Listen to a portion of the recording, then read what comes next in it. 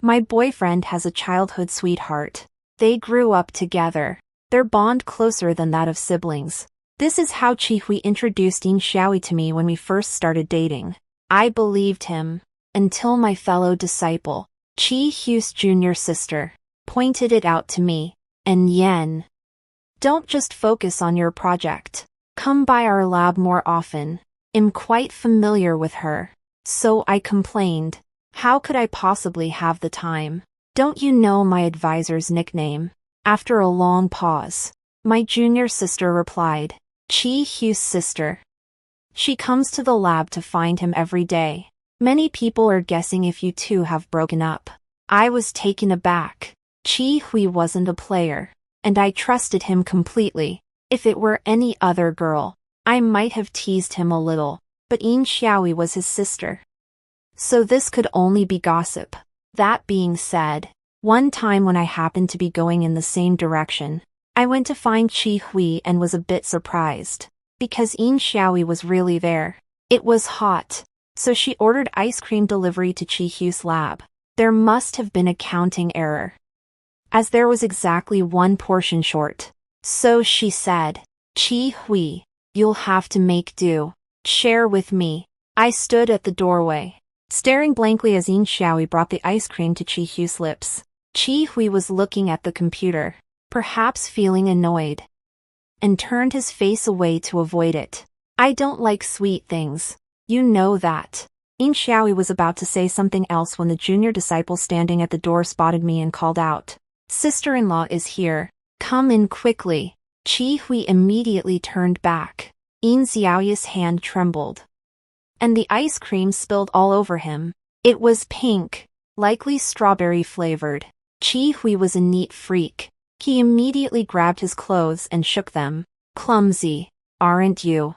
So annoying. Yin Xiaoyi suddenly became angry. She turned and left, tossing back. I was being kind by giving you food, and you still find fault with me. I'm going home to complain. Chi Hui's face darkened. You got my clothes dirty, and you think you're in the right. I knew Chi Hui could be childish sometimes, his temper flaring up without warning. If Yin Xiaoyi really went to complain, his parents would nag him, and he'd get even more annoyed. So, I quickly stopped Yin Xiaoyi, trying to smooth things over. Don't go. Don't go. They'll scold him for you. Okay. In the end, it was Yin Xiaoyi who offered to buy Chi Hui a new shirt. We took a taxi to the mall. Chi Hui was tall with long legs, so everything fit him. But Yin Xiaoyi had a discerning eye and chattered incessantly, urging Chi Hui to try this and that on. Feeling bored, I wandered around the store, subconsciously checking the tags on the clothes. My family background was very ordinary. A mall like this was far beyond my spending capacity, thanks to the mirrors placed crisscross in the shop. Because it was then, through the reflection in the mirror, that I saw Yin Xiaoyi roll her eyes at the back of my head. What kind of expression was that? Perhaps it was contempt, mockery, and a kind of condescending pity. My hand felt as if it had been stung by an insect, and the clothes slipped from my grasp. It was indeed fine material. A chill seeped into my fingertips as the air conditioning blew. Yin Xiaoyi slowly withdrew her gaze and walked away. I stood still for half a minute before turning back to the entrance of the fitting room. Chi Hui stood before the mirror, asking impatiently, Yin Xiaoyi, are you satisfied yet? Finally, Yin Xiaoyi approved of the dress. The sales assistant efficiently packed it. New arrivals are not discounted. That will be 4,999 yuan. Do you have a membership card? Madam, my heart skipped a beat when I heard the price. That expensive. Just a week ago, I bought Chi Hui a pair of pajamas for 99 yuan with free shipping. I stepped forward and tugged at Chi Hui's hand, wanting to tell him not to buy it. But Yin Xiaoyi had already carelessly swiped her credit card. I'll take this one. After speaking, she winked at Chi Hui. Same as always. I'll buy you clothes, and you treat me to dinner. The two of them walked side by side in the mall, and a salesperson from the flower shop next door greeted them. Sir, Would you like to buy a bouquet of roses for your girlfriend? We have a promotion today. Yin Xiaoya's lips curved into a smile. Looking like she was about to say yes, I gritted my teeth and took a step forward. Xiao Yi, if you like it, I'll buy it for you. You gave Qi Hui a gift today. So I'll give you one in return. Yin Xiaoyi retracted the hand that had been reaching for the rose petals. She smiled at me. And Yan Jia, I've received so many roses. I'm tired of them. Besides, giving flowers always has a meaning. What would it mean if you gave me roses? Yes. I can't give her roses. But can Qi Hui? That night, I couldn't sleep. I thought for a long time. What exactly was Yin Xiaoyi thinking? Was she truly naive and ignorant, wantonly exercising the right of a childhood friend sister to act spoiled towards her brother? Or does she have feelings for Qi Hui and wants to ruin my relationship with him? The second thought was absurd, because if Yin Xiaoyi wanted to make a move on Qi Hui, she should have done so over a decade ago. Why wait until now? Then it could only be the first possibility. Afraid of being overly sensitive and overthinking, I scoured countless posts online, staying up until my eyes were red, before finally reaching a conclusion. Me. That's right. Even if we were childhood sweethearts. Even if our families were close. When Qi Hui got a girlfriend, he and she should have kept some distance. The first time Yin Xiaoyi and I met was at a coffee shop at a university. At that time, because of failing the college entrance examination, Yin Xiaoyi went abroad to study, while Qi Hui stayed in the local area to attend a university. When she returned for the holidays, she discovered that Qi Hui already had me by his side. At that time, I thought she was a lively and cheerful girl. Although she came from a wealthy family and couldn't help but carry a hint of arrogance, she was always endearing. But the welcome gift she gave me truly startled me. It was a bracelet from the C brand. The day was overcast and drizzly, the light dim, yet the chain still emitted a delicate, dazzling gleam.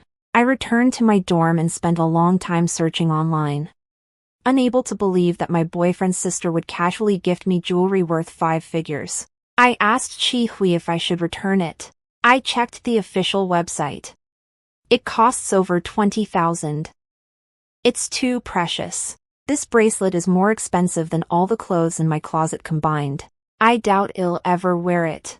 But Qi Hui didn't seem to care. She must have bought it at duty-free. Not at full price, you take it.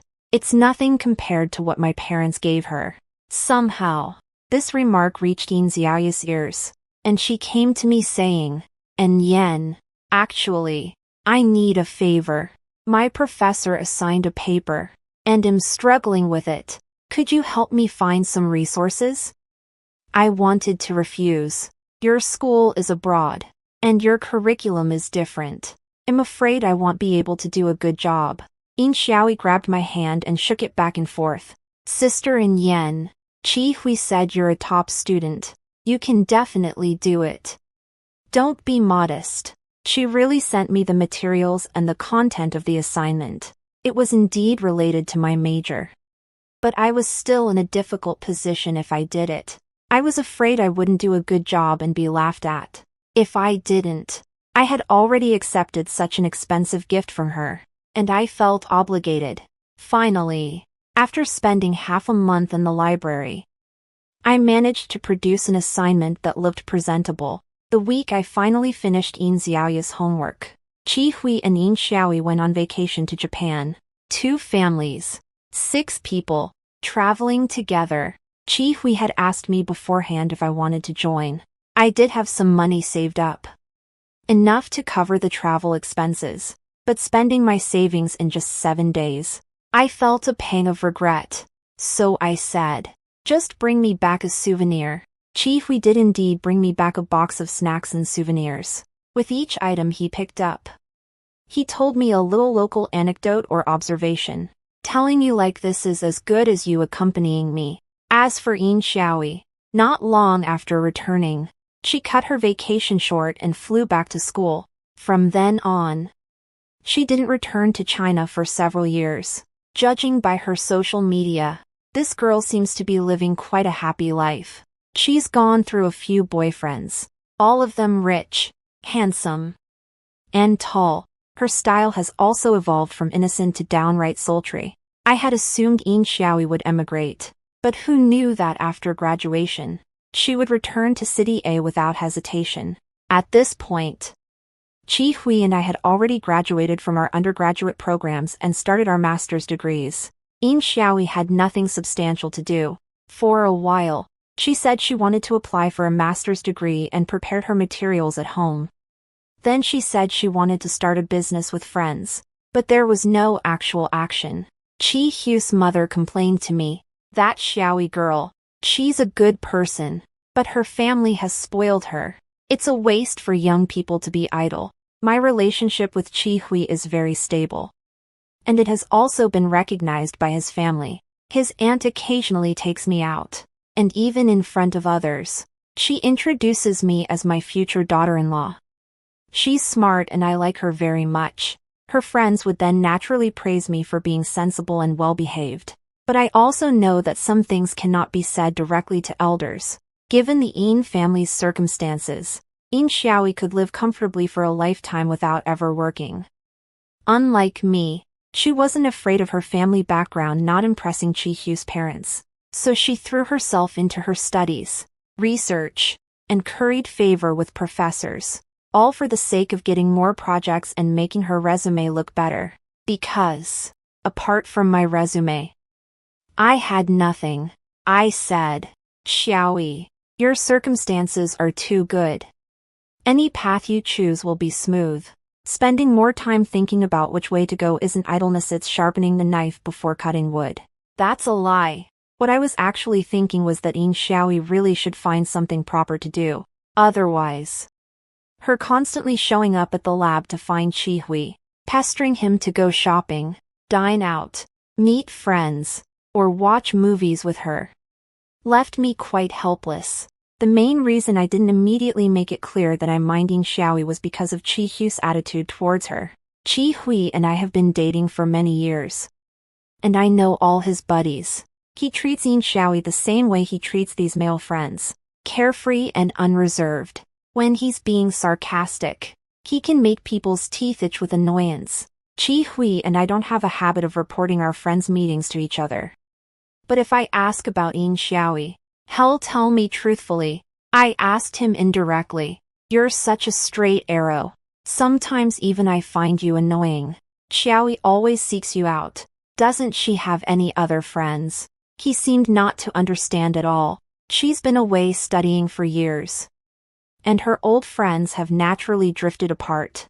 If Qi Hui had nothing to hide, and I were to caution him about his conduct, given his temperament, he would surely be angered.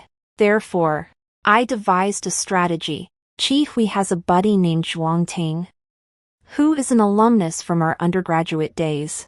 He posted on social media seeking help because his cousin wants to pursue postgraduate studies at B University. Initially, I wasn't keen on interacting with Zhuang Ting, finding his flamboyant personality rather annoying.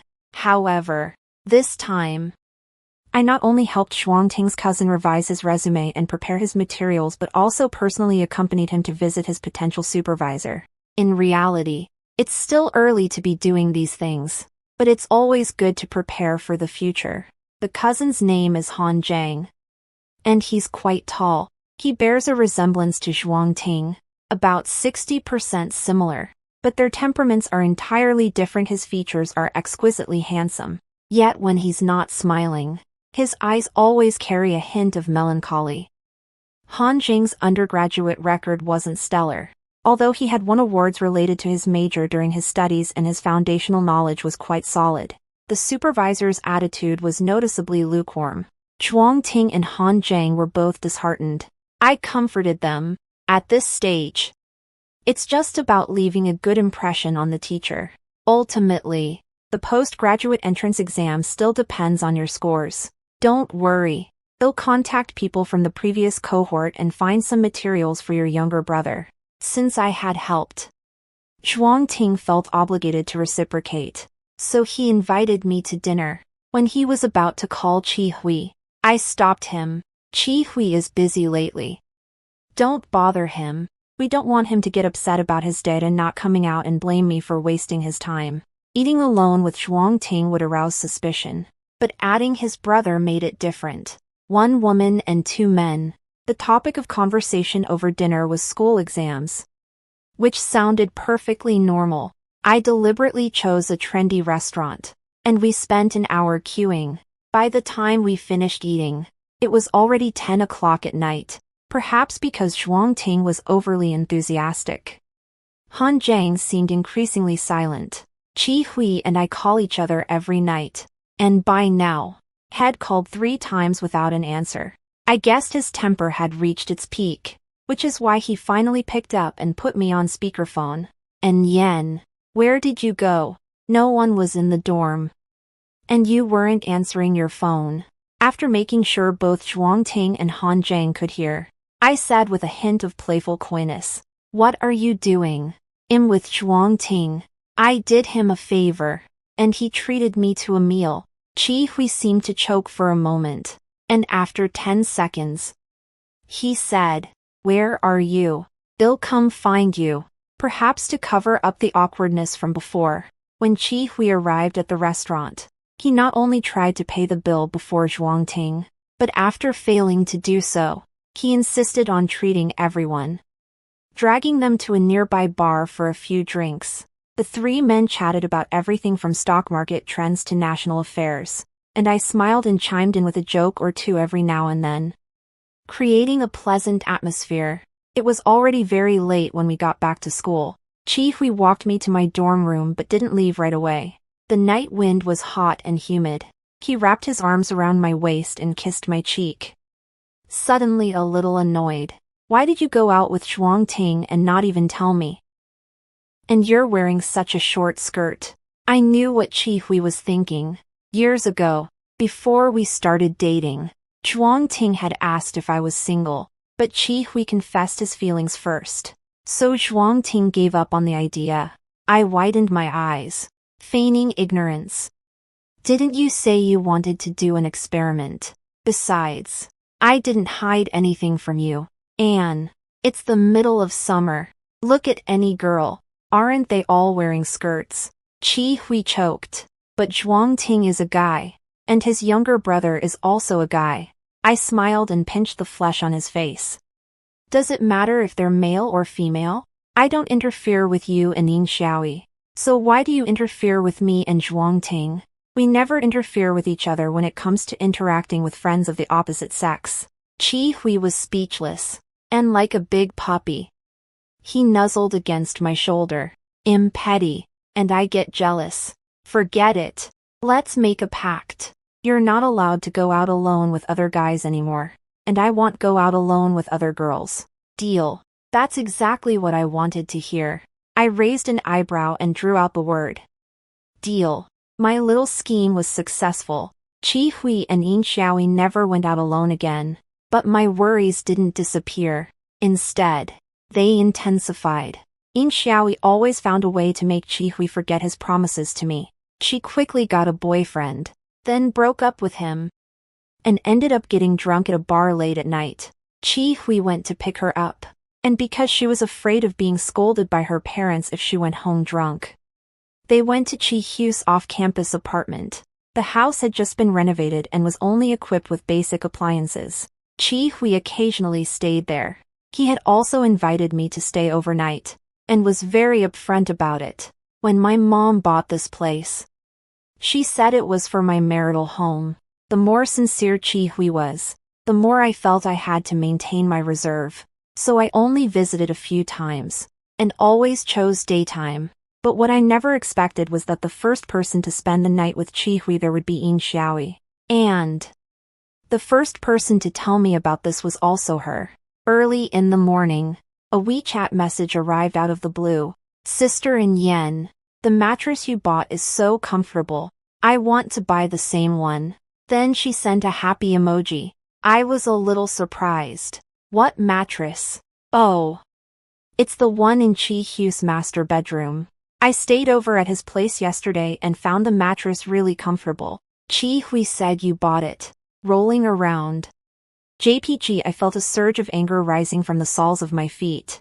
The mattress was indeed bought by me. The year we graduated from university, Chi Hui's family bought a house in his name and wanted to give him some experience. So they put him in charge of the renovation. It happened to be New Year's Day, and Chi Hui gave me a computer as a gift.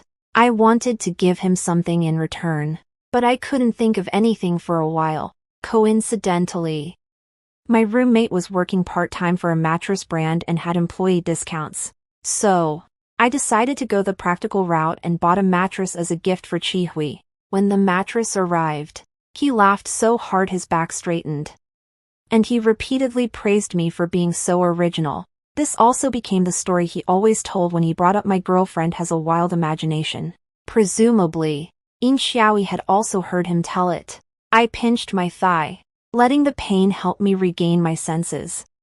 And then quickly sent Yin Xiaoyi a voice message. Okay.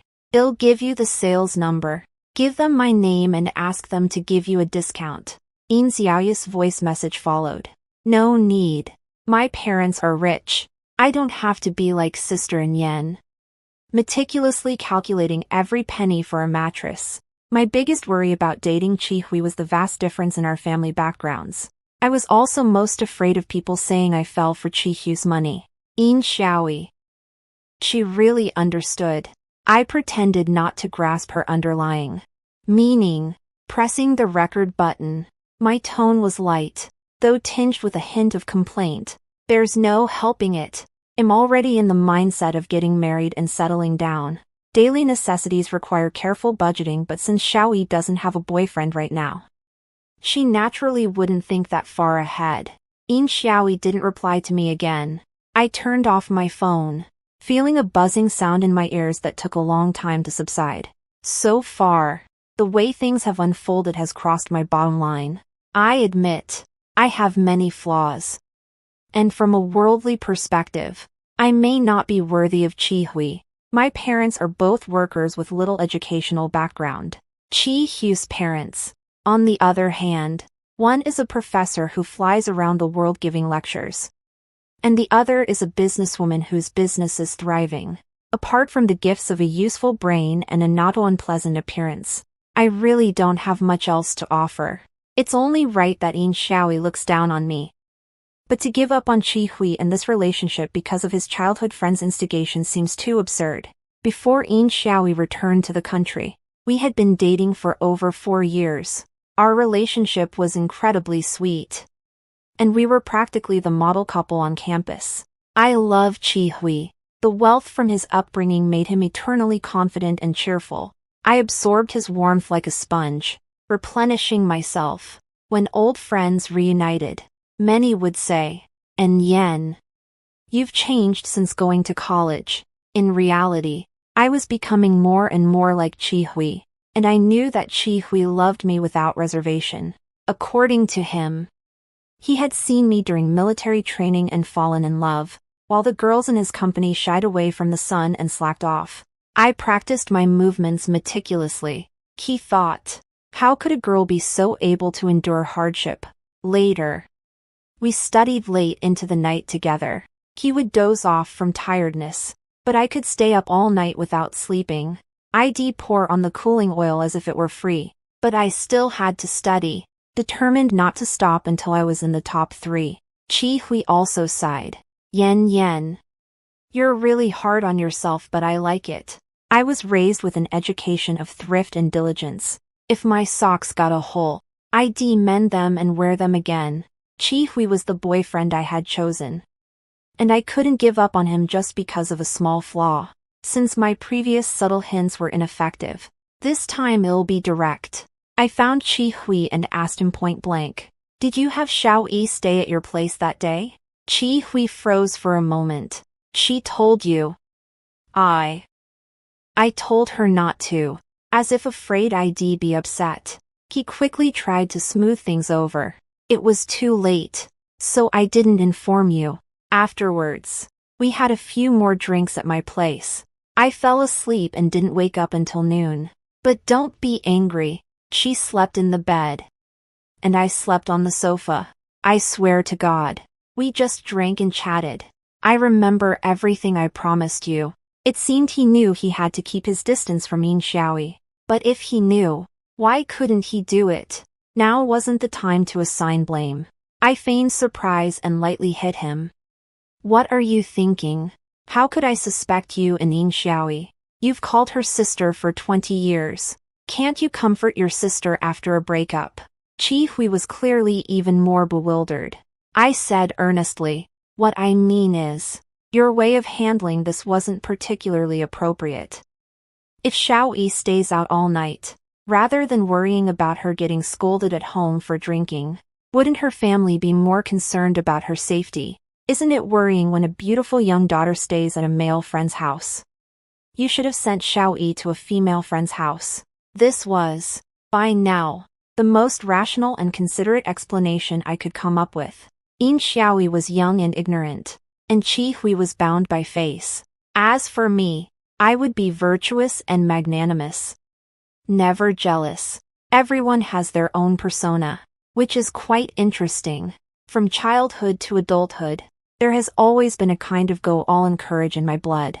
So, when I saw my college entrance examination results and knew I could attend a regular university, I resolutely chose to repeat the year, all for the sake of striving for a renowned institution. I bet right. The school I returned to gave me a higher starting point. Because of that, I came into contact with Qi Hui, who was clearly not born into the same social class as me. Later, even though both Qi Hui and I could have secured recommendation for postgraduate studies at our own university, I insisted on applying to B University, a top domestic institution just across the wall. It was all or nothing. During that period, the pressure caused my face to break out terribly. But I ultimately succeeded.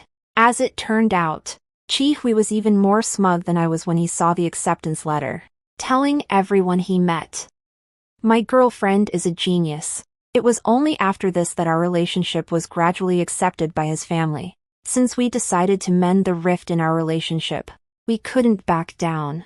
I thought for sure the situation would be resolved. But to my surprise, Qi Hui only needed one sentence to break through my defenses. I told Uncle Ian that Xiaoyi is staying with me, and they are very relieved. My smile froze on my face. So, the Ian family knew about this and tacitly approved. As expected. I was too foolish. It might not be appropriate for Yin Xiaoyi to stay at a male friend's house, but if that friend were Qi Hui, then it would be perfectly fine. The trust built between childhood sweethearts is like a city wall, established over decades. Unwavering and impossible to crumble easily. I quickly adjusted my expression to one of sudden realization, saying, "You didn't say so earlier." I worried for nothing. Qi Hui genuinely believed the matter was resolved, and he leaned in to embrace me. "My dear wife, you're the best. Always thinking of me. Alas, I really can't refuse. You know, Uncle Ian has always treated me like his own son. I can't just abandon Xiaoyi." I let Qi Hui act spoiled. But I only felt annoyed. But I shouldn't let my emotions cloud my judgment. There will always be more solutions than problems. Yin Xiaoyi's parents didn't mind her staying overnight in Qi Hu's room, so surely Qi Hu's parents would have something to say about it. After all, they should also consider Qi Hu's reputation.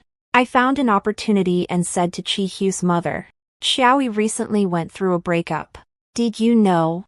Auntie was indeed curious. "Oh, what happened?" I deliberately mentioned staying the night.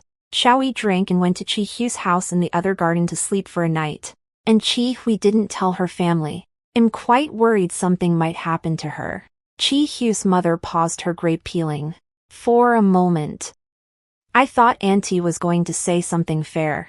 But soon, she launched into her usual spiel. That's just how they are. Covering for each other since they were kids. Whichever one did something wrong, the other would protect them. Auntie Qi Hui went on, telling funny stories about the two children, and didn't stop for a full 10 minutes. My heart cooled down bit by bit. But this was the expected outcome. wasn't it? Auntie wouldn't help me discipline Chi Hui either. In her heart, Chi Hui and Yin Xiaoyi, even in their 20s, were still children.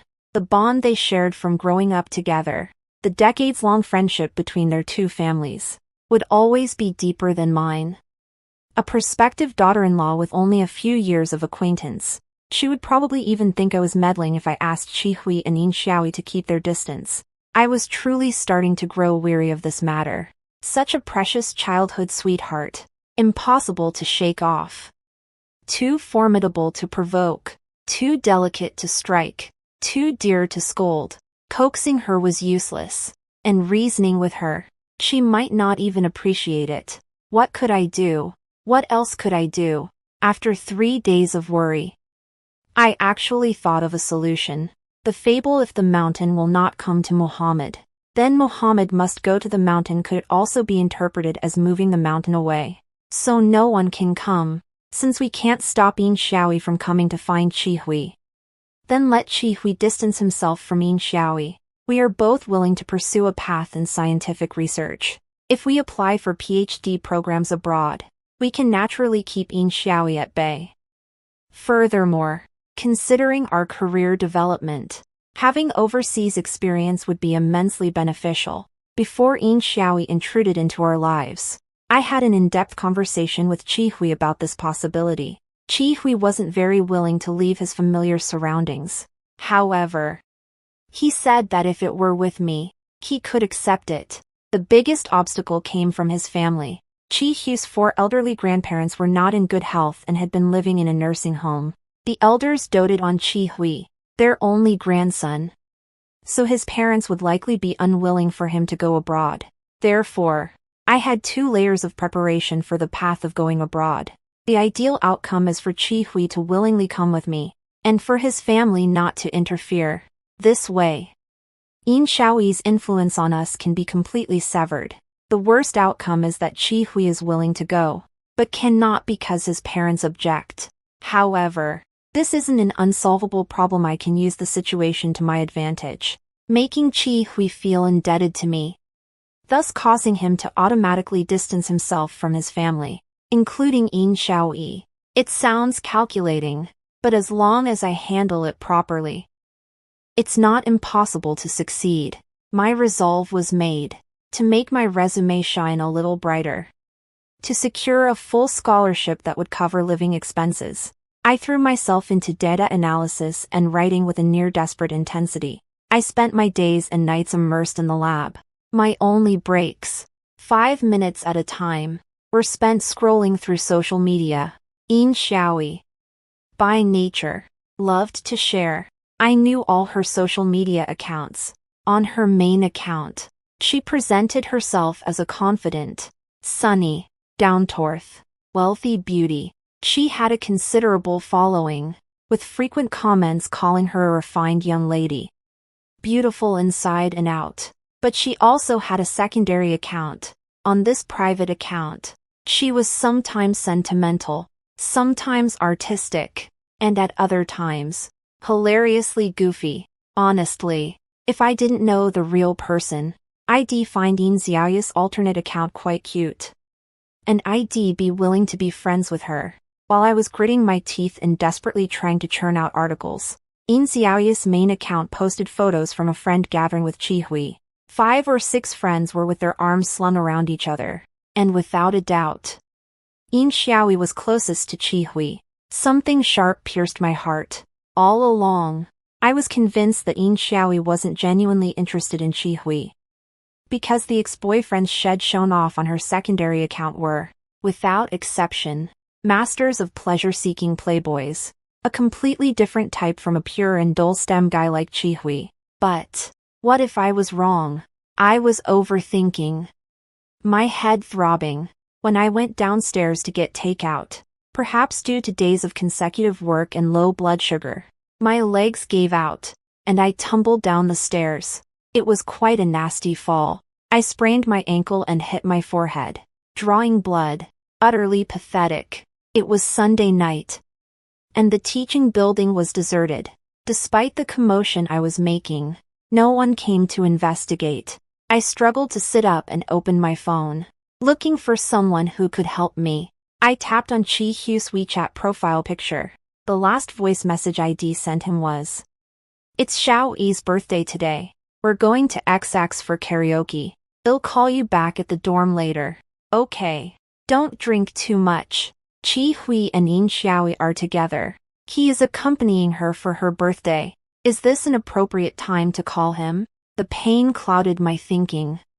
And after half a minute of hesitation, I still couldn't make the most advantageous decision. When I opened my eyes again, a pair of shoes appeared in my line of sight. Pure white sneakers. Spotless. The owner of the shoes slowly squatted down, their gaze level with mine. It was Han Jiang. It wasn't entirely surprising that he would show up here. Ever since his meeting with his advisor had gone poorly, had started reaching out to senior students, occasionally running errands for them, all in an effort to make a good impression. Speaking of which, this kid is quite driven, in a way that reminds me a bit of myself. Han Jiang lowered his gaze. "Senior, if your boyfriend can't make it because he's helping someone celebrate their birthday, I can take you to the hospital." He heard all of that. I felt a bit awkward, trying to explain. "Don't trouble yourself. I can go to the hospital myself." Han Jiang pinned me in place with just one sentence. "There's a problem between the two of you." His tone was indifferent, and I couldn't discern his intentions. "However, I don't really care," he said, offering me his hand. "Get up. It'll be faster if I take you to the hospital. Aren't you racing against time to publish your paper, senior? The time you lose now will have to be made up twofold later." I froze for 3 seconds before placing my hand in Han Jiang's palm. Han Jiang was right. Even if I wanted to use my fall to manipulate Chi Hui, I couldn't put the cart before the horse and let my injury delay my thesis data. I had expected Han Jiang to help me up, but he glanced at the wound on my face and, without another word, scooped me up into his arms. My head was pressed against his chest, his heart beat a little heavy, each beat powerful. I wouldn't have thought he had the strength for a Princess Carrie, given how slender he looks. "Thank you. No need." Han Jing's actions were indeed swift. In less than an hour, my sprained ankle was treated, and the doctor prescribed some oral glucose. The CT scan results showed no serious issues. It was already quite late. But Han Jiang showed no signs of fatigue. He slowly and methodically organized the hospital receipts for me, sorting them by size, and said, "You can call him to pick you up now." "What? Call your boyfriend to pick you up? Your girlfriend got hurt, and you only showed up after Shed dealt with her wounds." Seeing such an understanding girlfriend, his guilt will surely double. That's what Senpai was thinking, right? Senpai doesn't need to worry about me leaking anything. Just consider it my thank you gift for you introducing me to the professor. Maybe my brain was really slow, but it took me a long time to understand that Han Jiang had seen through my intentions all along. I racked my brain trying to set a trap for Chi Hui, but this young man before me, with just a few words, had already figured out the whole story. With one of your own kind, there's no need for lengthy explanations. I smiled. "Since you see it that way, then I don't need to be polite with you anymore." The time had passed midnight, and Chi Hu's call arrived as expected. On the phone, his tone was clearly one of enjoyment. "I just got out, but Xiaoyi said she wanted to go again."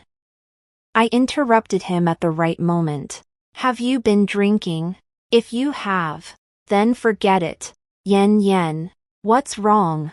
I cleared my throat, making my voice even more hoarse. "I accidentally fell and just got out of the emergency room. If you've been drinking and can't drive, they'll just take a taxi back to school." Chi Hu's voice immediately turned serious. "Why didn't you tell me? I could have gone with you to see the doctor." "Don't move. I'm coming over now." I hung up the phone, and Han Jiang lazily stood up. "Then I'll be going. Good night, senior." I thanked him again. Half an hour later, Chi Hui appeared at the door. His worry and reluctance were genuine. He was that kind of person, full of emotion and soft-hearted. Chi Hui first carefully reviewed my medical records, then gently supported me as he moved me towards the door. You didn't tell me you were injured.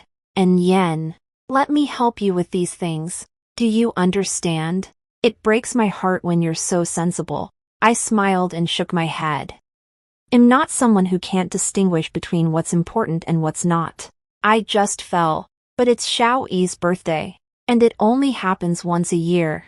Besides, all your friends are going. How can you not? Chi Hui's arm muscles tensed.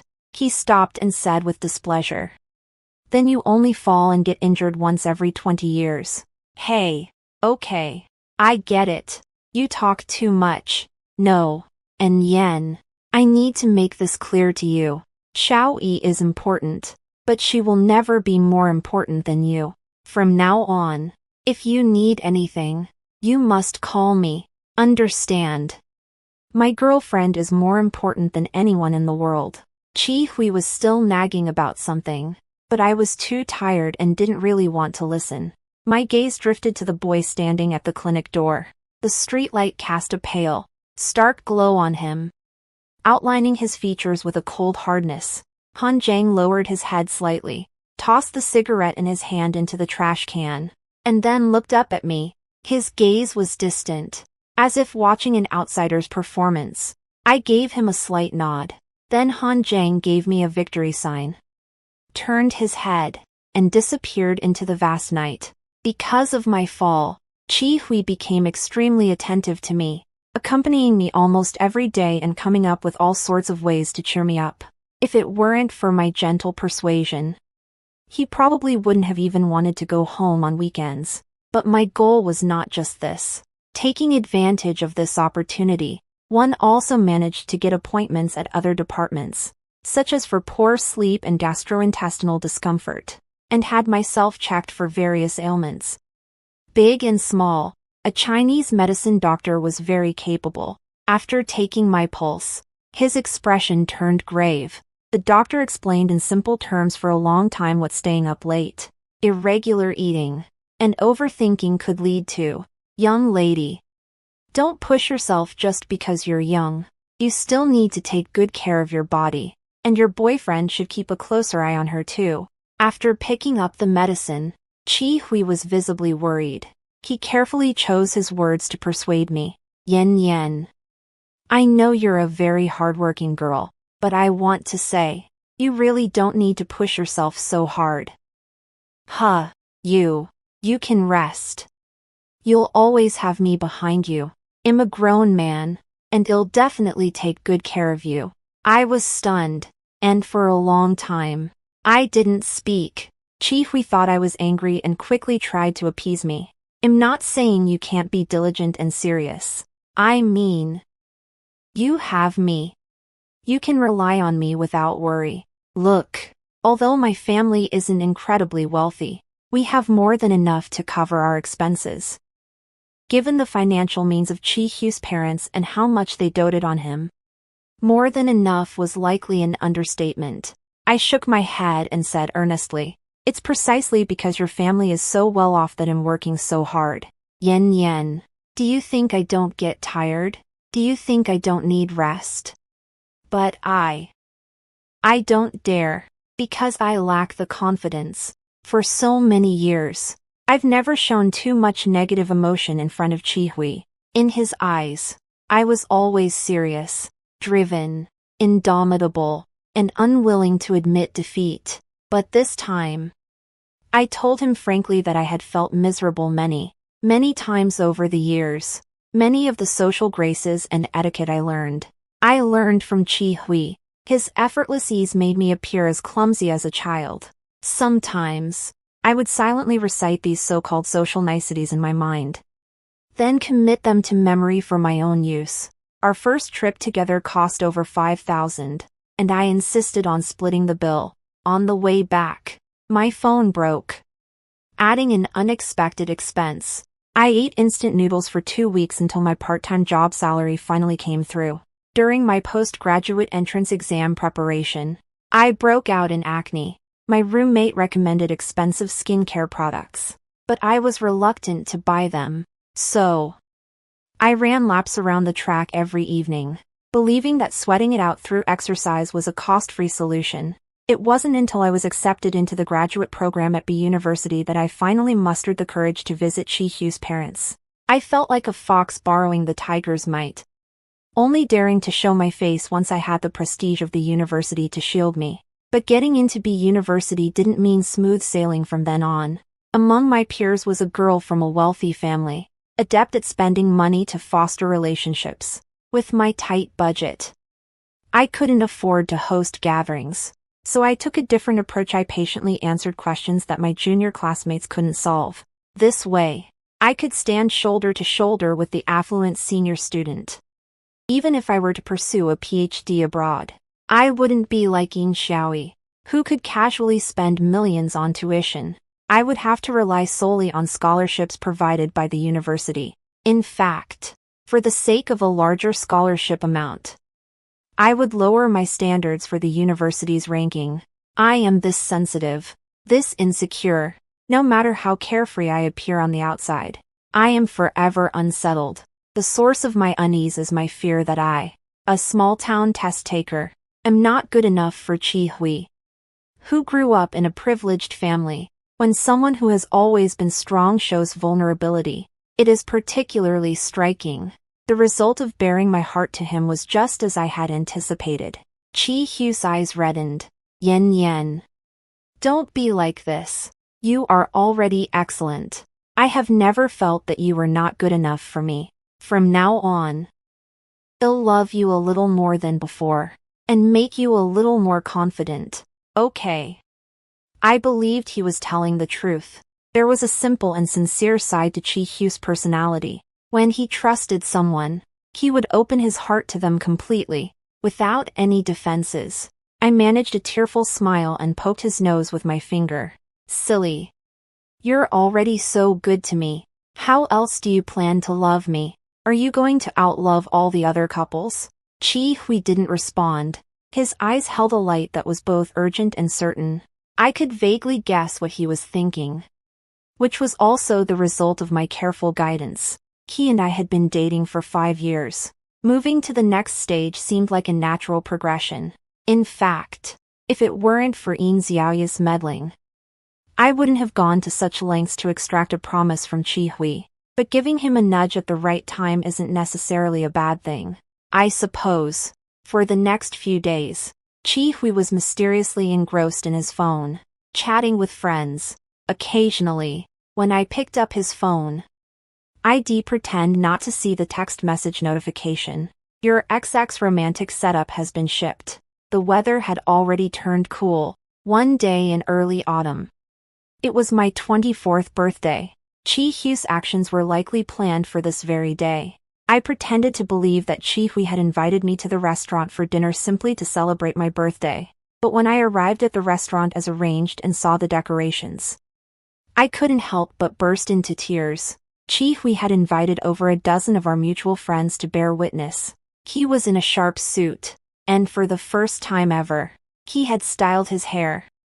He knelt on one knee, opened the small velvet box in his hand, and under everyone's gaze, proposed to me.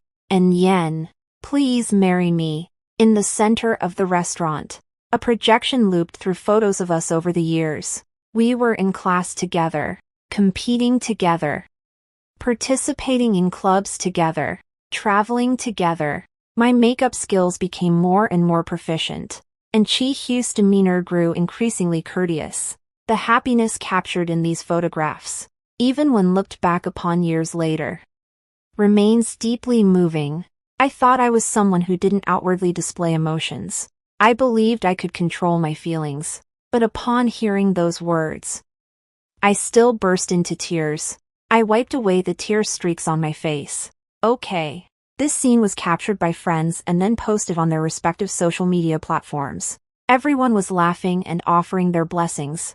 The laughter felt like an endless, undulating wave, making me dizzy in waves. Chi-Hui leaned closer, lowering his voice. Well, treat them to lunch. And then in the afternoon, Well, go get our license. I've already made the appointment. Just as I was about to tease him about his impatience, the next moment, Chi Hu's phone rang. He picked it up, glanced at it, and his expression suddenly turned grave. He gestured to me and walked to a secluded spot to take a call. I quietly moved closer, only to hear Chi Hu's mother's anxious voice. Hurry, Xiao-yi is in trouble. At the hospital, Chi Hui sounded a little helpless. Mom, I'm in the middle of something here and can't get away. What nonsense are you spouting? You proposed to Yin Yen behind our backs, and Xiao-yi, to celebrate you, rushed out and was hit by a car. You owe it to her, both morally and logically, to come and see her. Mom, can I go later? Yin Yen and we've had decades of friendship with the Yin family, and your Uncle Yin was so good to you when you were little. You child, always dragging your feet. Are you trying to kill me? Chi Hui gave a wry smile. All right, don't rush me.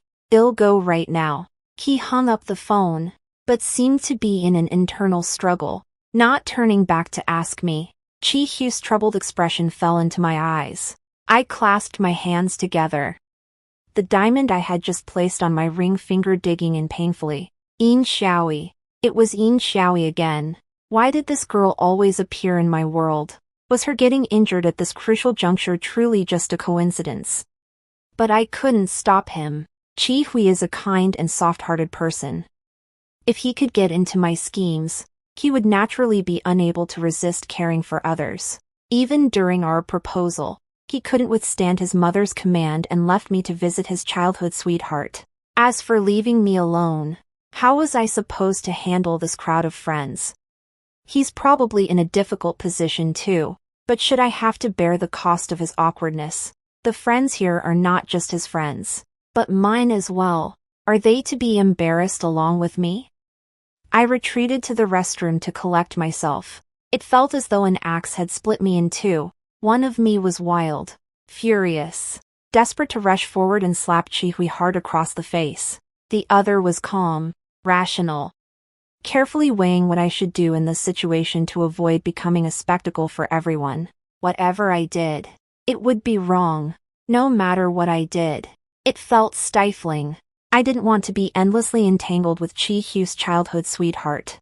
Of course, I could continue to manipulate Chi Hui with my schemes, but what would be the outcome of that? And even if I won against Yin Xiaoyi, what then? That would merely be winning all the love and respect from my boyfriend that other girls naturally deserved. I'm afraid it's time to let go completely, but now is hardly the time to break up. After years of dating, my circle and Chi Hu's have become too intertwined, even if it's a bad ending. I want to design one where no one can fault me. 5 minutes later, I walked out with a calm expression and asked Chi Hui if something had happened. After he explained that Yin Xiaoyi was on her way to celebrate with us but was unfortunately injured, I didn't question why she had to come in person instead of sending a message. Nor did I criticize her carelessness. Nor did I doubt Chi Hu's ability to help since he wasn't a doctor. Instead, I suggested to him without any resentment, "You should go see Xiao-yi quickly. Leave this place to me. You have to consider the relationship between your two families. You've also invited so many friends, so you need to show them respect. So, you go, and I'll entertain them. This is my own turf. I can handle it myself." If Chi Hui had changed his mind at this moment, I might have retracted my earlier thoughts, but he clearly hadn't noticed my emotions. Instead, he said with relief, "Okay, Yen, you're so sensible. I'll be back as soon as I finish at the hospital." He really left. I watched him go, as if bidding farewell to the past 5 years of my life. The proposal, with the groom's sudden disappearance, did not become awkward because of it.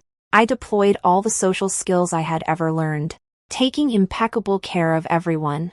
Not only did I take photos myself, but I also had others take photos of me, and after they were done, I urged everyone to post them on their social media. The more pain I felt inside, the more beautifully I had to smile.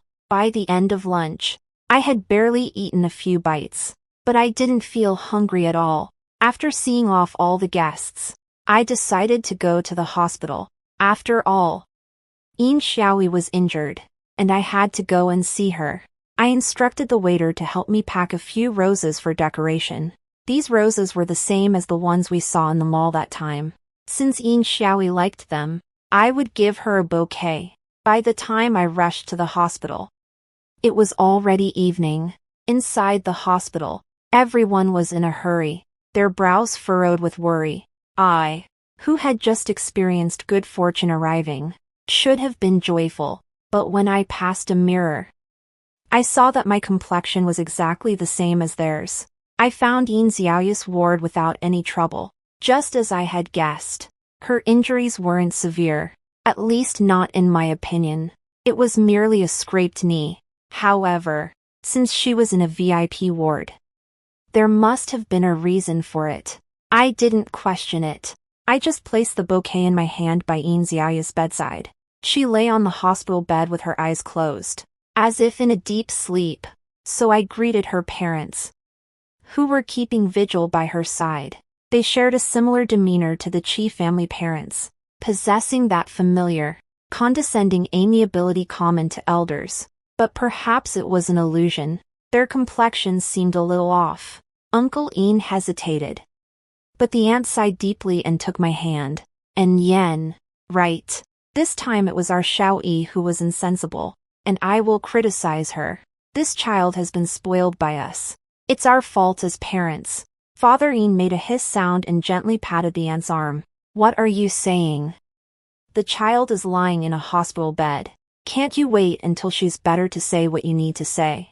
The aunt glared at him. Old Yin, just indulge her.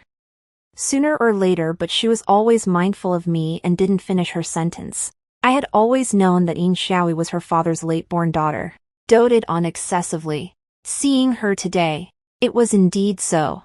However, if it was just because Yin Xiaoyi disrupted our proposal, it didn't seem necessary to get so angry. There were hidden meanings in their words, and I had to get to the bottom of it. I turned and left the ward, trying to find Qi Hui. Perhaps it was really good luck, for after not searching for long, I saw Qi Hu's silhouette in the stairwell on the top floor. Standing beside him, with her arm around his, was Qi Hu's mother. She was earnestly advising him. And Yen is a wonderful girl. I've never said otherwise. But a major event like a proposal, and you didn't even discuss it with the family. Do you think because you've grown up, you no longer need your parents? Qi Hui impatiently replied. I've been dating Yen for 5 years. Is it wrong for me to give her a commitment? It's not wrong. But with Xiaoyi in this state now, son, shouldn't you consider it more before deciding? We can't let Xiaoyi be wronged. Qi Hui clenched his fists. Furious. Don't give me that. Yin Xiaoyi is lying. I grew up with her. Do you think I can't tell? She's spouting nonsense. And you actually believe her. How could she possibly like me? My heart skipped a beat. Yin Xiaoyi. She actually liked Qi Hui. The sheer volume of information conveyed in these few sentences was, frankly, overwhelming. Had I not already resolved to abandon this relationship, I fear I would have been plunged into inconsolable despair.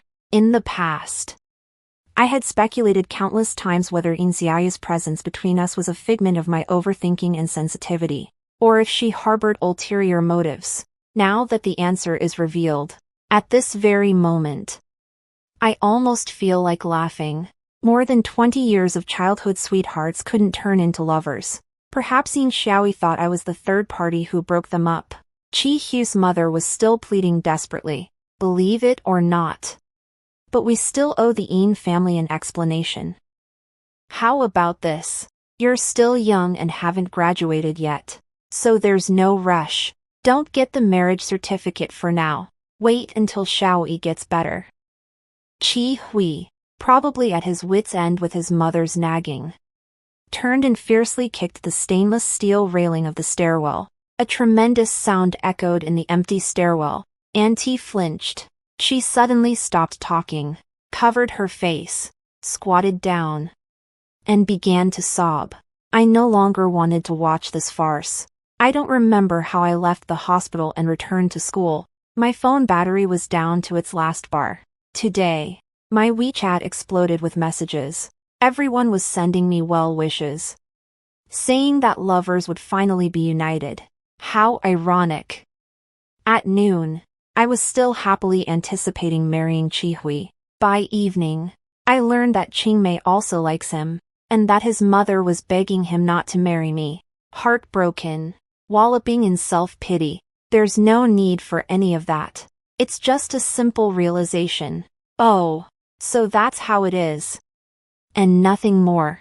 Neither of my parents finished high school. They could only go to work in factories. Factory work was both arduous and poorly paid. Among our relatives, some were old, others were sick. And there was always someone coming to borrow money. Things only improved slightly when I went to university. That's why I'm so cautious. I dated Chihui for 3 years, but I never dared to accept his invitation to visit his home. I was afraid of being asked. And Yen, what do your parents do for a living? Chihui had told me countless times. My parents aren't like that. As long as they think you're a good person, they won't object. I had been tempted, but I gritted my teeth and only visited after I was accepted into the graduate program at B University. That day, they were indeed extremely welcoming and praised me to the skies. I was still foolishly thinking that my petty mind had misjudged their noble intentions. I was indeed too naive. Chi Hu's parents never approved of me. They simply didn't want to upset their son. So they never objected. Dating. Sure. Marriage. Absolutely not. The more I thought about it, the colder I felt all over. I desperately needed something to warm myself up. Like alcohol. But I couldn't drink too much, because perhaps Chihui would come to talk to me. And in that case, I had to stay rational. I restrained myself and bought 3 cans of beer, then sat on the bleachers of the sports field, drinking in silence. But by 11:30, Chihui hadn't come to find me, nor had he even sent a WeChat message. And so, with a beer can in my mouth, I lazily typed out a message. I went to the hospital to see Xiaoyi tonight, but I didn't see you. I'm back at the dorm to rest. Let me know when you're settled. Love you. Breaking up was inevitable, with emotions consuming my mind and body. Inaction was the best course. When I'm lucid, they'll come up with a plan. The one to break up with them must be me, but the reason for the breakup must not be me. The alcohol numbed my nerves, and I slept in for the first time in ages. When I woke up, I was in a good mood. I went to find Chihui, and also to check on Yin Xiaoyi. When I asked if anything had happened at the hospital, Chihu's eyes flickered unnaturally. Nothing happened. Xiaoyi was just careless and didn't look when crossing the road.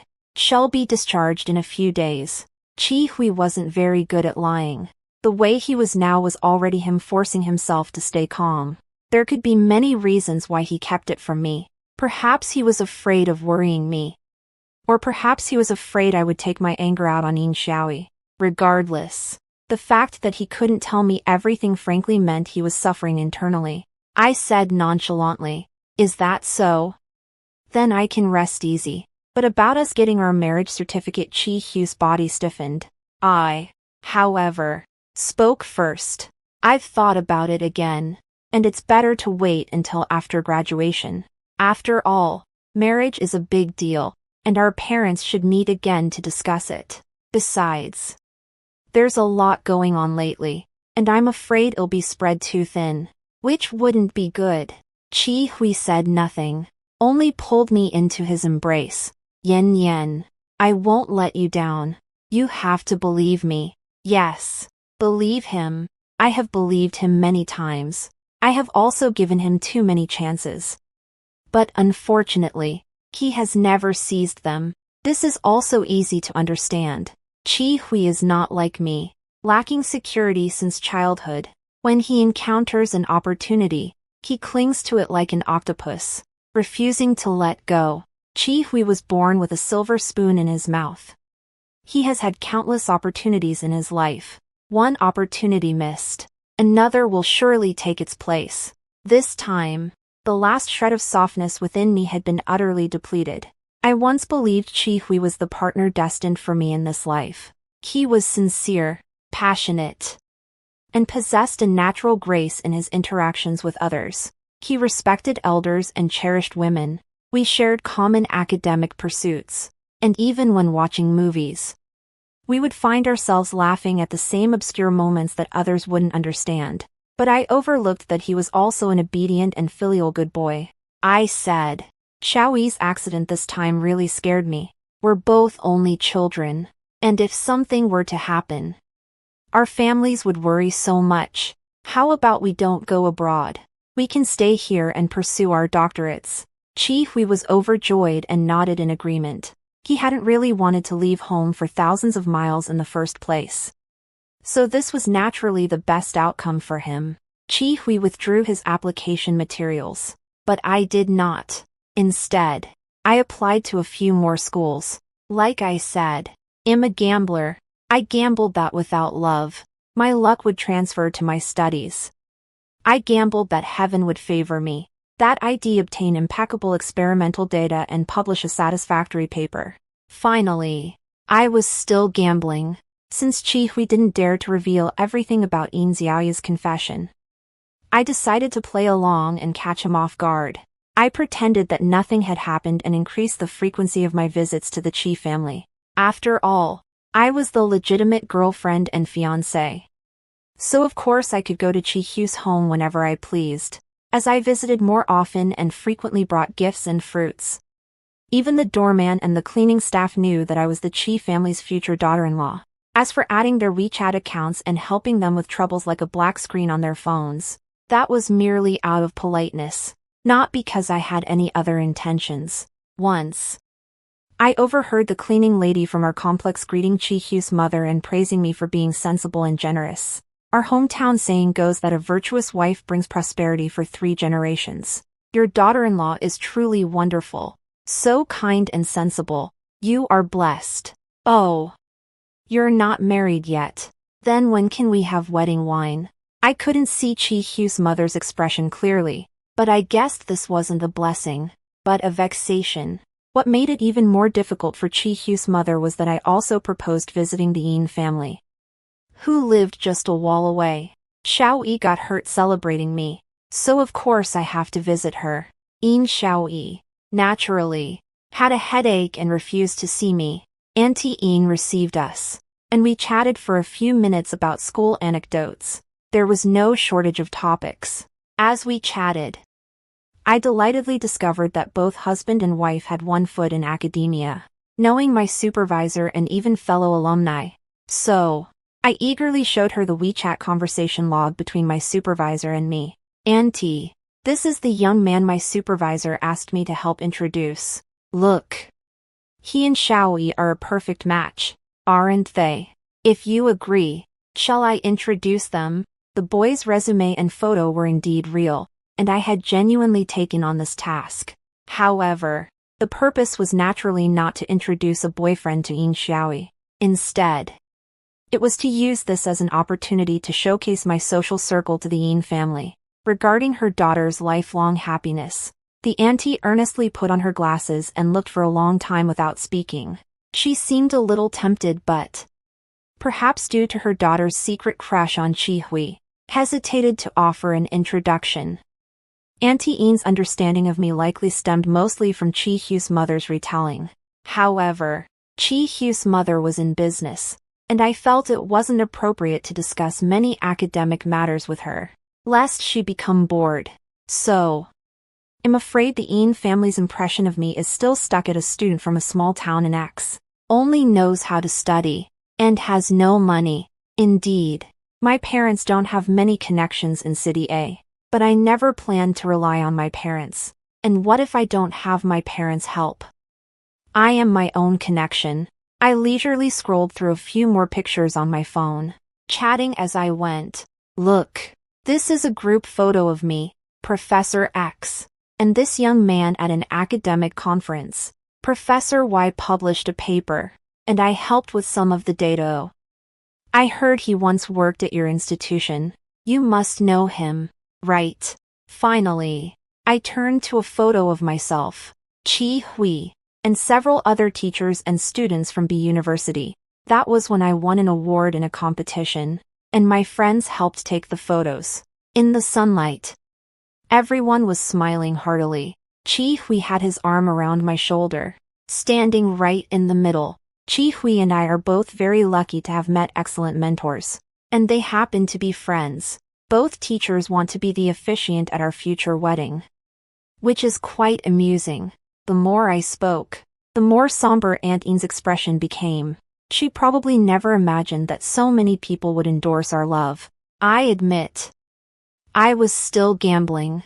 I was gambling that Aunt Ian would dare to let her daughter snatch her boyfriend from the hands of a helpless poor student. But if this poor student happened to be the beloved protege of her alumnus or colleague, then she would have to consider it carefully. The Ian family would certainly be fond of Chi Hui. Ian Xiaoya's parents had watched Chi Hui grow up and knew he was a good student with excellent character, compared to the unreliable boyfriends their daughter had dated. Chi Hui was undoubtedly a good choice. Arranging for these childhood sweethearts to marry would save so much worry. However, compared to Uncle Ian, who doted on his only daughter without restraint, Auntie Ian still possessed a modicum of reason. Chi Hui and I had been dating for 5 years. Openly and honestly, the proposal had already been announced to the world through our respective social circles. How could a respectable family, a family with a reputation to uphold, possibly condone their own daughter interfering in such a relationship? From what I had gathered, Auntie Ian was naturally conservative, always aloof, and having worked in the system for half her life, she was more concerned about her reputation being tarnished than anyone else. Furthermore, am I just going to stand by and watch my boyfriend be stolen away? As the saying goes, the barefoot aren't afraid of the shod. Compared to Ian Xiaoyi, I'm the one with no shoes. Unless Ian Xiaoyi and Chi Hui can make it work, the Ian family, if they still wish to marry their daughter into a suitable family in the future, will not dare to take this risk. Besides, what's so special about Chi Hui anyway? There are plenty of good men out there. It's just that the rose-tinted glasses of first love made me linger for a long time if I could let go. Why couldn't Ian Xiaoyi? I won the gamble. 2 days later, when I brought up Ian Xiaoyi with Chi Hui again, he said, "She's gone abroad. She's leaving the country first, and then she'll take her time choosing a school. Her aunt is going with her." After Ian Xiaoyi idled around in China for a year without deciding on her future path, she figured it out after just one visit from me. I withdrew my gaze, pretending not to notice Chi Hui's thoughtful expression. It must be that Ian Xiaoya's parents finally had a change of heart, no longer daring to stand by and let their daughter's outrageous behavior go unchecked. Ian Xiaoya's departure abroad clearly dealt a blow to Chi Hui's mother, or perhaps Aunt Ian had said something to her, and she might have guessed that this matter had something to do with me. So the next time I visited, she made it very clear that I shouldn't come around too often. As for the reason, she claimed to be unwell and needed to go to the hospital. Headaches, shoulder pain, and eye discomfort. If the hospitals in City A couldn't find anything wrong, then she'd go to Beijing, Shanghai, and Guangzhou, thousands of miles away. In reality, she simply wanted to cut off contact between me and Chi Hui. The same old routines. What I can think of, Auntie can naturally think of too. It doesn't matter, because I've already received my first offer. Although it's only half a scholarship, it's already a great encouragement. In the future, I will receive more one after another. I have already paved a fallback for myself. The only reason I'm maintaining the status quo is because I want to leave gracefully. I thoughtfully encouraged Chi Hui to accompany his mother to another city for medical treatment. Chi Hui refused, fearing it would delay his graduation. I preemptively lectured him on behalf of his mother. Children must be filial. As a result, Chi Hui shuttled between the hospital and school, accumulating a small stack of high-speed rail tickets. My aunt finally tired herself out and returned to City A to recuperate. It was then that I noticed how much weight Chi Hui had lost. So I volunteered to make him some nourishing soups and broths. Since there were no cooking facilities in the dormitory, I decided to go to Chi Hui's marital home. Chi Hui had given me the key to Bien Garden before, but I rarely used it. The housing prices here were exorbitant, and I was afraid Chi Hui's mother would think I was after his family's money. But now, there's nothing to avoid suspicion about. I want them to think my fox's tail is showing. I frequented the other shore garden, cooking meals for Chi Hui, of course, his tutor mentor, classmates. Anyone who saw, got a share. Friends of Chi Hui's parents lived in the same neighborhood. They occasionally saw me carrying a thermal food container and would stop to chat. Naturally, they would praise my domesticity. These words would always reach Chi Hui's parents' ears. To gossip a little. These friends might also ask Chi Hui's parents when their son will get married, so they can give him a red envelope. I know. The time should be about right. On Chi Hui's 24th birthday, I implored everyone in the lab to help him celebrate. The venue, once again, was chosen to be the other shore garden. I took a picture of the decorated living room, a picture of the cake I made, and a picture of the hot pot ingredients I prepared. Once I had 9 pictures. I retouched them and posted them on Moments. The caption read, "For the rest of my life, I'm booked to stay by your side." I rarely showed affection publicly before, because I always felt that true happiness didn't need to be displayed to the masses. But this time, I broke my usual habit and showed my affection. Chi Hui's mom has my WeChat. Shall see it. I guessed she would find a way to obstruct us. And so it was. We ate and drank and made merry until about 9:30 in the evening. When Auntie arrived, Chi Hui's classmates greeted her, but with elders present, no one wanted to linger. And they soon took their leave. I said, "Auntie isn't feeling well. You should go home and rest early. I can tidy up the living room and kitchen." But Auntie smiled and pushed me outward. "Yen Yen isn't married into the family yet. I can't let you do the work. You should hurry back to school with your classmates." I had already guessed my aunt's intention. She didn't want me to stay overnight in this house. This house, Chi Hui could live in with Yin Xiaoyi. But I couldn't live with him. Quite interesting. I pretended not to see through my aunt's convoluted thoughts and returned to school with my classmates. But halfway there, I realized I'd forgotten my phone. So I had to beg 2 classmates to come back with me. I'd tampered with the front door a bit, leaving it ajar. Through the slightly open door, S mother's angry voice could be heard intermittently. "She's not even married yet and she's already having friends over all the time. Who knows what she'll be like after she's married? What did your mother tell you? Your mother has never misjudged a person in her life.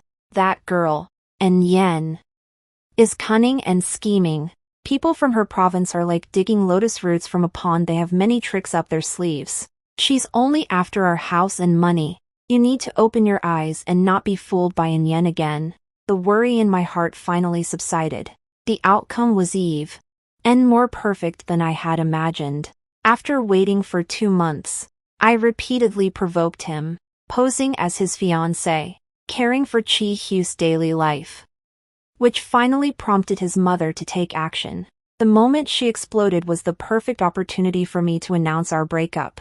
I stood there like a wooden statue, while the 2 classmates beside me exchanged worried glances and came over to pull me away. "Senior, it seems like Auntie is in a bad mood. How about we head back first?" The 2 people who accompanied me back, one was openly and secretly competing with Chi Hui for a scholarship. The other, naturally fond of gossip, knew all the rumors in the academy like the back of her hand. I believe they will tell everyone who should know what they saw and heard tonight. I gave them a helpless smile, then gently knocked on the door and calmly pushed it open. The mother and son, locked in a stalemate inside the room, both started. I remained as calm as ever. "Sorry to bother you. I forgot my phone." retrieving my phone from between the sofa cushions. I turned to look at Chi Hui. He was both flustered and embarrassed, not even daring to meet my gaze. I smiled at him, but a single tear precisely traced a path down my cheek. I had practiced this before. From this angle, the tear made me look quite wronged. The engagement ring, which I had been clutching in my palm, clattered to the floor, rolling a few times before stopping at Chi Hu's feet. "Anne, let's break up." I used to see others heartbroken, crying as if the sky were falling and their guts were being torn apart, and I always thought it was an affectation. Only after experiencing it myself did I realize, yes, it is indeed an affectation. I wasn't as heartbroken as I expected. Perhaps it's because I've been hurt too many times. My feelings have become dulled, as I anticipated. The two girls who witnessed the entire breakup spread the story. My proposal to Chi Hui had been a bit of a spectacle, and the reason for our breakup was so outrageous that many people messaged me, offering comfort and, incidentally, cursing Chi Hui.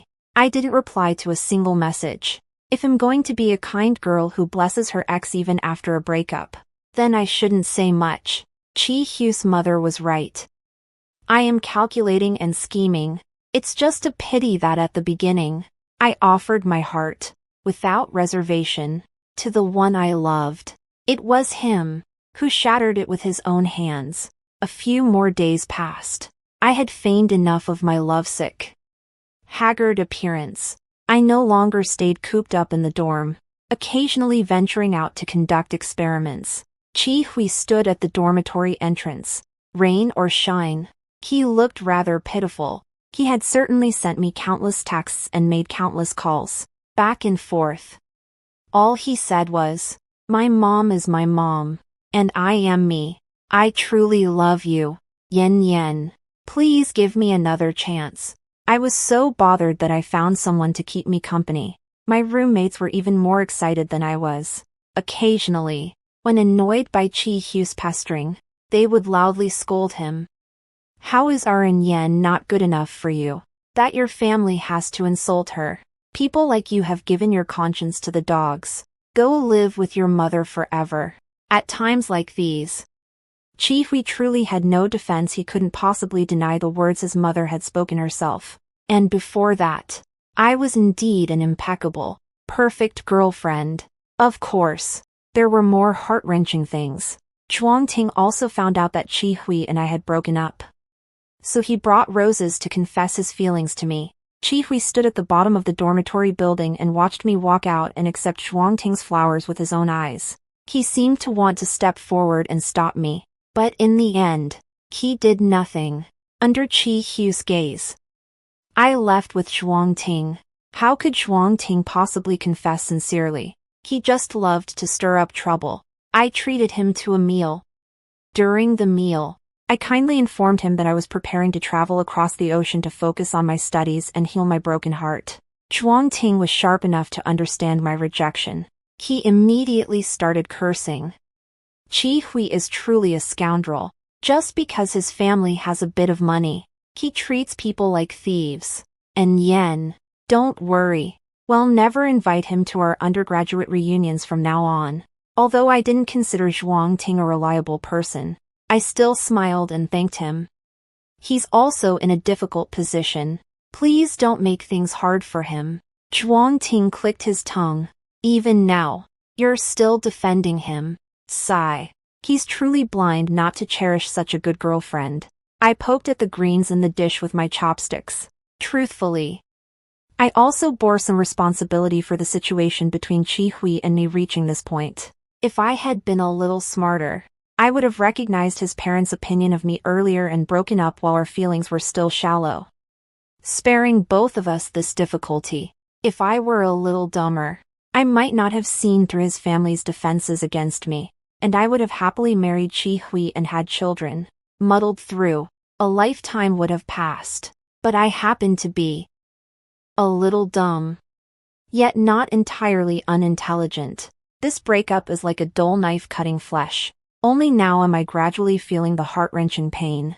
It's not that I don't love Chi Hui. It's just that I will always love myself a little more. As graduation approached, more and more people invited me to farewell dinners. I'd politely decline at first, and only agree to attend after confirming that Chihui wouldn't be there. But eventually, I ran into him once. I turned and left. My host chased after me, intending to persuade me, but stopped short when he saw my tear-filled eyes. And Yen, I'm sorry. I was so muddle-headed by that kid that I kept it from you. He just wants to get back together with you. I wiped away my tears, pretending not to see Chihui hiding in the shadows. He's such a good person. I'm not worthy of him. He deserves a better girl. The girl he grew up with. She's a perfect match for him. I don't know which word struck a chord with Chihui, but he suddenly rushed over and grabbed my shoulders. Yen, you know everything now, don't you? I'm so sorry. I should have told you sooner. Xiaoyi is full of lies. Don't believe a single word she says. I was startled and stumbled back a few steps, trying to break free. Chihui grew increasingly agitated. I don't like her at all. What my parents think is their business. Why can't you think for me? This was the busiest time of day on the street food stalls outside school, and our commotion drew everyone's curious glances. I covered my eyes, my sobs seeming to intensify. How else am I supposed to think for you? Your parents look down on me because my family is poor. Does being poor mean I have no ambition? Should I endure their disdain and still marry you? If the person I love can't even protect me from harm, what's the point of me holding on?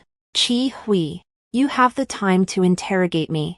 Why don't you try to persuade your parents to abandon their prejudices? Because you're afraid. Because you're a coward. Because you simply don't love me enough. These words, spoken with a lack of clarity and a somewhat flimsy logic, were nonetheless enough to paint a picture of someone who had compromised and was at their wits' end.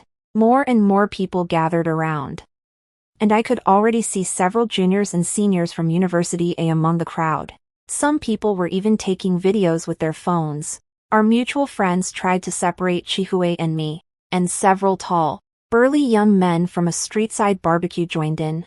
Hey! Big man harassing a girl. Don't push your luck.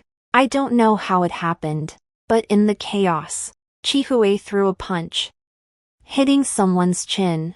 The person cried out and fell to the ground.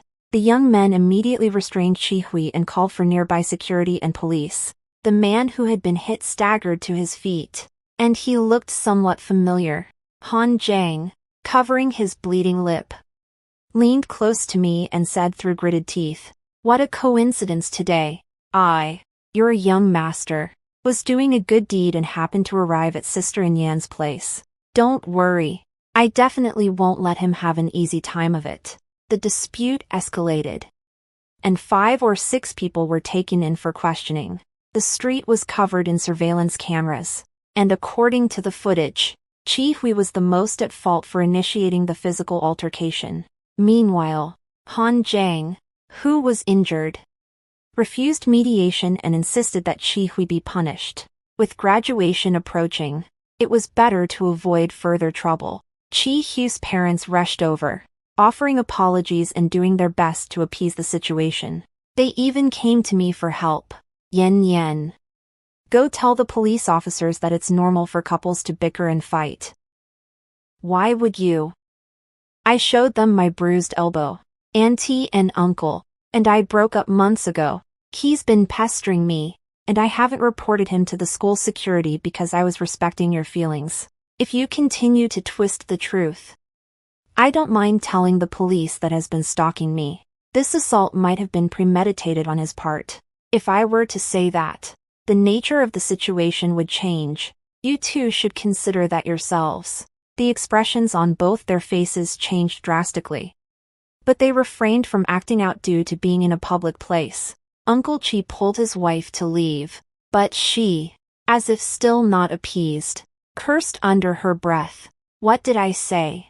A girl like this doesn't deserve to enter my family's door. I had always been gentle and well-behaved, but this time, I did not hold back. I calmly gazed into Chi-Hu's mother's eyes. Auntie, you're mistaken. It's Chi-Hui, who is unworthy to enter my family's door. At this, even Chi-Hu's father, usually so amiable, changed his expression. Young lady, one must be decent. My family has always treated you well. I returned her smile. Then please, uncle, explain more clearly. How exactly have you treated me well? Could it be that I've spent your money? Before Mr. Chi-Hu's father could speak, his mother interjected angrily. You've spent Chi-Hu's money. Isn't all of Chi-Hu's money given by us? We bought our son a house, and you can move in with just your bags. Isn't that enough? And you're instigating Chi-Hui to go abroad with you for his doctorate. And yen, can your family afford that? Aren't you still relying on us? This time, I truly laughed. I fumbled in my bag for a small notebook, opened it, and thrust it into her hand, word by word. This is a record of all our expenses since Chi-Hui and I started dating. Over the years, head spend some, and ID spend some. We've always split everything 5,050. Fair and square. As for your house, I haven't lived in it for a single day so far. As for where I got the money to study abroad, I said, shifting my gaze backward, Chi-Hui, your mother might not know, but you do, don't you? Chi-Hui stood silently not far away, his eyes filled with pain. As pure and cheerful as he was, he probably never imagined that his parents would be so aggressive. He said hoarsely, Yin Yen gets national awards every year, has allowances for business trips and projects, and occasionally takes on private work and part-time jobs. Her grades are excellent, and she has a scholarship for her PhD. Mom, I've told you many times, Yin Yen really isn't after our money. Why don't you ever believe me? His mother, a mixture of shame and anger, gritted her teeth and said, Son, you're truly bewitched by that vixen. Everything costs money when you're out and about. She's saying all the right things now, but later. Chi-Hui suddenly burst into laughter. He wiped away the tear tracks at the corners of his eyes as he laughed. Mom, stop talking. What future could she and I possibly have? The words seemed to drain her of all strength, and Chi-Hu's shoulders slumped, her entire being consumed by a profound weariness and despair. She slowly turned, walking step by step towards the door, watching her retreating figure. I was filled with a sense of desolation. She was a tall woman, over 5'10", even taller than her father. Yet, whenever her family confronted me, she always retreated, never once stepping in to defuse the situation for me, even in my current predicament. I forced Chi-Hui to speak a fair word, yet he still seized the opportunity to escape from everything. I spoke softly, my tone filled with sorrow. I tried. You were the one who retreated first. This time, I believed. Chi-Hui truly understood that there was no longer any possibility between him and me, and the reason for this cannot is his cowardice, his lack of courage. This is absolutely not my fault. I think he probably won't try to get back together with me again in the future. This relationship between Chi-Hui and me has finally been thoroughly, utterly strangled in the hands of his parents. Chi-Hu's parents had bribed quite a few people, even contacting Han Jing's parents' friends. So Han Jing, seeing discretion as the better part of valor, relented and agreed to mediation. However, before that, he had changed and changed again the various clauses of the mediation agreement, giving Chi-Hu's parents a hard time. With the matter settled, Han Jing asked, Can I treat you to a meal? I smiled and refused. No thanks. I'm not greedy for his family's money, Han Jing insisted. Since they gave it to me, it's my money. I smiled and poked his swollen chin and lips. All right, with that mouth of yours, what are you going to eat? Just rest. The matters at school had come to a close, and I took leave to return to my hometown. On the way, I scrolled through my phone. Someone posted the video of Chi Hui hitting someone in various WeChat groups, sparking a debate on campus. Some said the boy was impulsive and reckless, while others claimed the girl was cruel and heartless. Then, someone explained the reason for our breakup, and the debate intensified. The rational moderates emerged, typing on their keyboards, saying, "Chi University is not a good match. The girl's behavior is unsightly. She deserved the breakup." Surprisingly, many people liked this kind of comment. There's no help for it. There will always be some creatures in the world with peculiar ways of thinking. They fancy themselves aloof and independent, but in reality, they are nothing more than buffoons. I no longer care about such things and am preparing to put my mind at ease and spend more time with my parents. To my surprise, my parents sold their house in town and decided to move back to the countryside. We're all retired now. Going back to grow some vegetables. It's quite nice. We sold it for 300,000 yen. This money is for your dowry. I hadn't told them yet about my breakup with Chi Hui, but now, it was time to confess. My parents didn't have much formal education, and they didn't understand many grand principles, but they knew that when marrying off a daughter, you give her the best as her dowry. It was during my first year of graduate school, the time they came to City A to visit me, that my entire family traveled together for the first time. Looking back now, I suspect that Chi Hui's mother insisted on treating my parents to a meal in City A partly to assess my family background. My father isn't very articulate. At the dinner table, he was making polite conversation with Chi Hui's mother. "Our child is away from home, and we can't be of much help. We'll have to trouble you to look after her." Chi Hui was very hospitable and insisted that my parents stay at Bien Garden instead of a hotel. Yin just bought a mattress.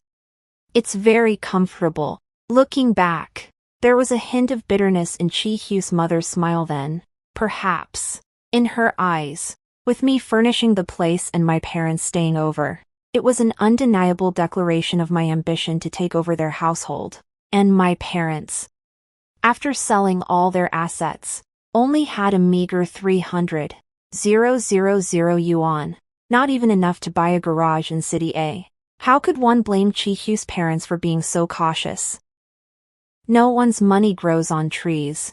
It's only right that they be careful and demanding.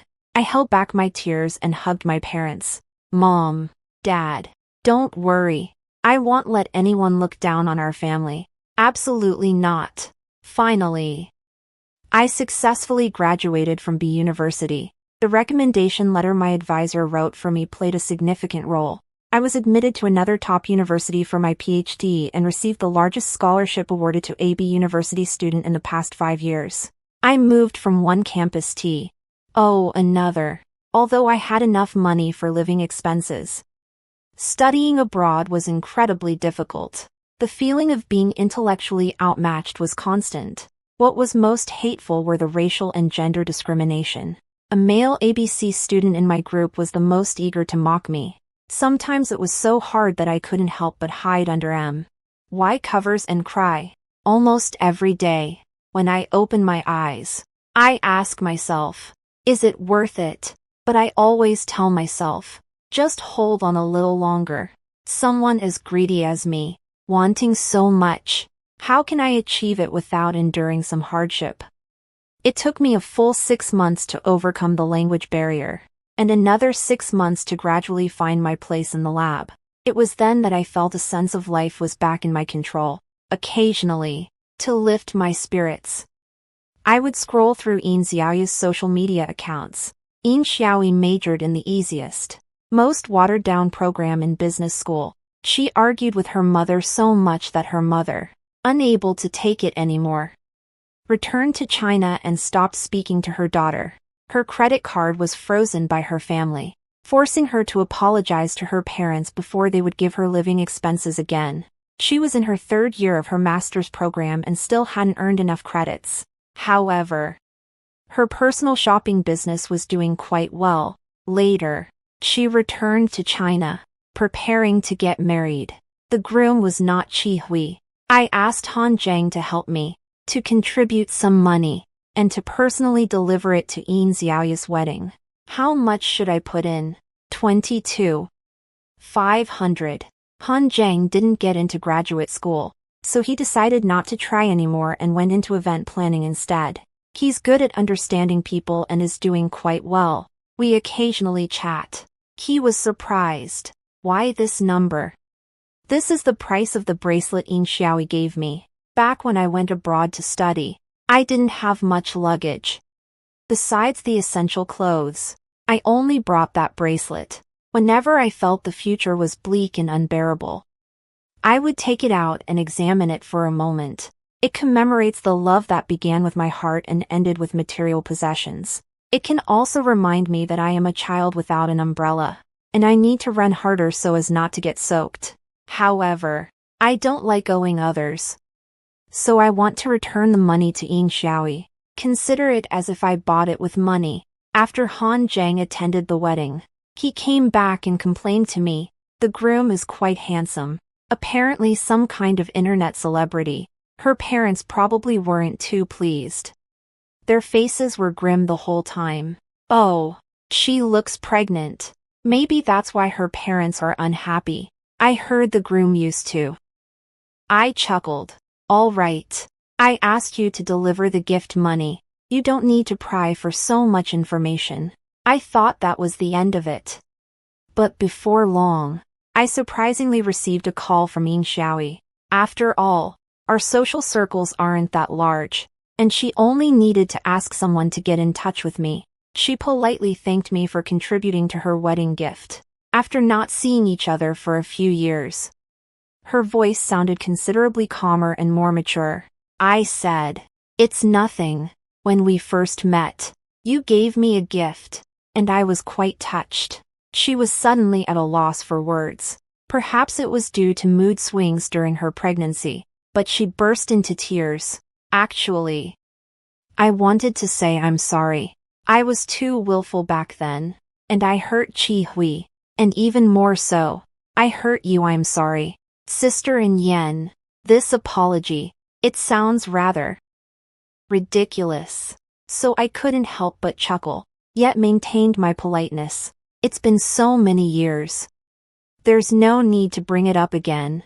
Yin Xiaoyi sniffled, continuing to cry. No, I truly feel I've wronged you both. These past few years haven't been smooth for Qi Hui at all.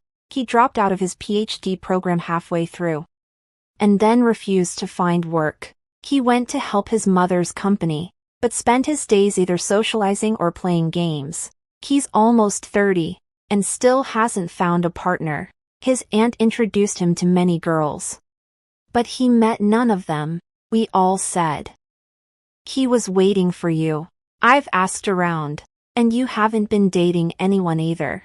So, if it's possible, could I ask you to reconsider him?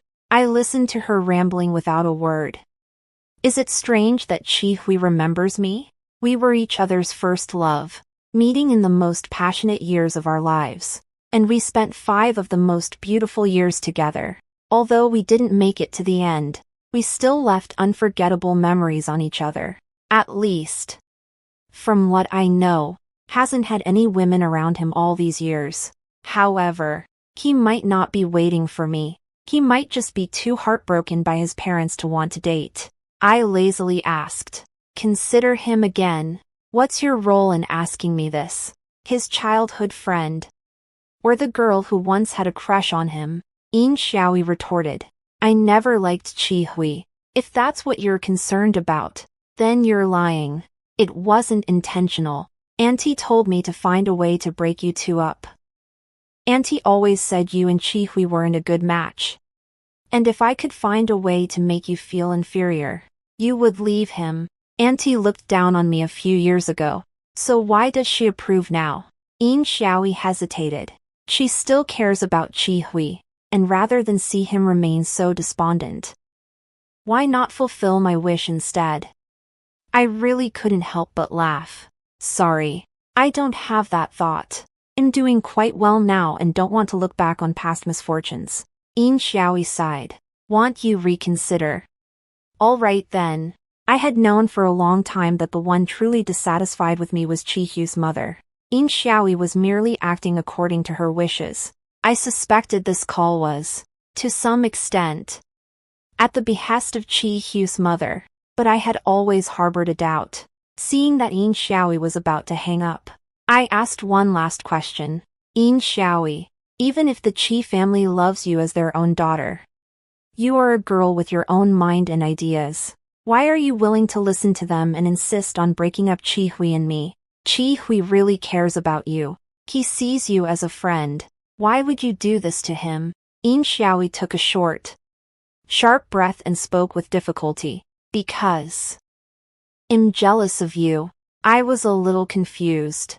You, jealous of me? This was truly unexpected. Yin Xiaoyi had both wealth and beauty. It wouldn't be an exaggeration to call her a daughter of heaven. Why would she be jealous of me? Do you remember that time you helped me with my homework? I got a perfect score on that assignment, and the teacher specifically sought me out, praising me as the most talented Chinese student he had ever met. For the next 3 years, I didn't stop trying, but no matter how late I stayed up, no matter how hard I studied, I always received the same comment. What a shame, Xiao Yi. You're such a bright student. You can write a perfect essay. So why aren't you willing to try harder and prepare properly for your exams? I couldn't say a word. At that moment, I knew. And Yen, I was so jealous of you. I was jealous that you could effortlessly reach heights I would never attain in my lifetime. So, I wanted to destroy something you cherished, to take away some of your pride. I truly succeeded. You and Qi-Hui didn't end up together. But I feel no joy whatsoever. It's hard to describe exactly what I was feeling. There was shock. There was helplessness. And more than anything, there was relief. I had considered many possibilities for why Yin Xiaoyi was being sarcastic. Perhaps she truly had a crush on Qi-Hui. Perhaps she looked down on my ordinary family background. Perhaps she found my personality unlikable. But I really couldn't have imagined that she thought she wasn't as smart as me. So, I had something she was jealous of too. So, that sensitive, fragile, suspicious, and insecure girl was actually envied by others. So, while I didn't know it, it wasn't just me who was secretly envying Yin Xiaoyi for her abundance of luxury goods. She, too, was secretly envying me. It truly is ironic, but it's also suddenly liberating. After hanging up the phone, I took out the bracelet from the depths of the drawer and put it on for the first time. For so many years, I kept this bracelet, carrying it with me through thick and thin. Yet I had never worn it. The diamond was brilliant and bright. The carving was exquisite and detailed. Yin Xiaoyi has good taste. It's truly beautiful. I quietly admired it for another minute, then took it off, placed it back in the box, pushed it deep into the drawer, and locked it. No matter how gorgeous or expensive, it's just a cold ornament, useless, except for its beauty. Therefore, it's not suitable for me. I have to go back to the lab later, and it would be very inconvenient to operate instruments while wearing jewelry. And